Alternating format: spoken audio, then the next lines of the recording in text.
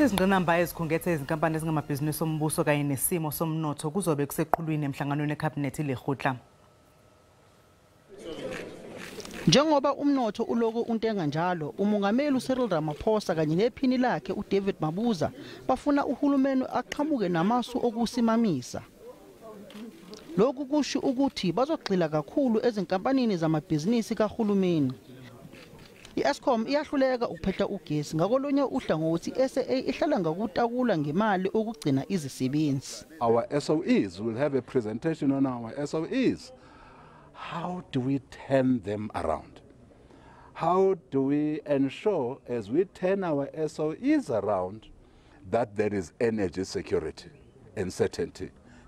You can't grow the economy unless you tackle the energy crisis.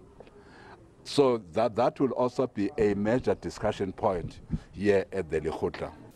Umongameli uzosebenzisa leli lekgotla yeKhabhinethi ethathele kokubhungwa kwilekgotla yesigungu esiphezulu seANC ukulungiselela ukuthula inkulumo ebhekise esizweni isona ezoba ngenyanga ezayo.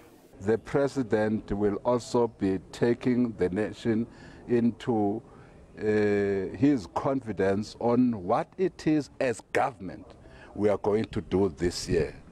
What action plans are we going to put in place? So this Lekgotla is therefore very important in making nightmare for the articulation of the State of the Nation address by our president.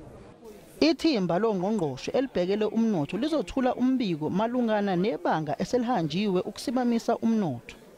Ngusamkelo Maseko ezindabeni zeSABC ePitoli.